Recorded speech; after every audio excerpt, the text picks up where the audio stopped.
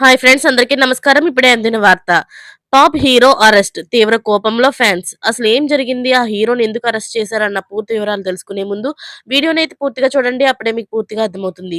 అదే విధంగా చాలా మంది సబ్స్క్రైబ్ చేసుకోకుండా వీడియోని చూస్తున్నారు. దయచేసి సబ్స్క్రైబ్ చేసుకోండి. సబ్స్క్రైబ్ చేసుకోవడం వల్ల నేను చేసే ప్రతి వీడియో అప్డేట్ మీకు ముందుగానే నోటిఫికేషన్ రూపంలో వస్తుంది. అదే విధంగా లైక్ చేయడం మర్చిపోతున్నారు. దయచేసి లైక్ చేయండి. లైక్ చేయడం వల్ల ఇటువంటి ఇంపార్టెంట్ ఇన్ఫర్మేషన్ చాలా మందికి రీచ్ చేసిన వాళ్ళు అవుతాం. అలాగే మీ విలువైన కామెంట్‌లని కామెంట్ రూపంలో తెలియజేయండి. హీరో మంచు మనోజ్‌కు బిగ్ షాక్ తగిలింది. ఆయన్ను బాకారావుపేట పోలీసులు అరెస్ట్ చేశారు. తిరుపతి జిల్లా బాకారావుపేట పీఎస్ వద్ద హీరో మంచు మనోజ్ అర్ధరాత్రి హల్చల్ చేశారు.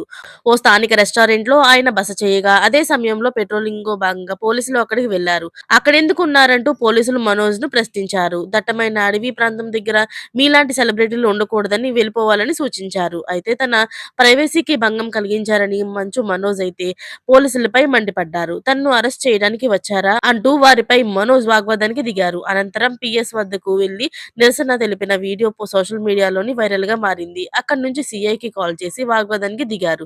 సీఐ వచ్చి సర్ది చెప్పడంతోని ఆందోళన విరమించుకొని అర్ధరాత్రి 12:30 ఆయన అక్కడి నుంచి వెళ్లిపోయారు. కాగా యూనివర్సిటీ వ్యవహారంలోని మంచు మనోజ్ జోక్యం చేసుకుంటున్నారన్న భయంతో మనోజ్ రిసార్ట్స్ లో ఉన్నారని, అందుకే ఆయన్ను పంపివేయాలని మోహన్ బాబు వైపు నుంచి వచ్చిన సమాచారంతోనే పోలీసులు ఈ రియాక్షన్ తీసుకున్నట్లుగా తెలుస్తుంది.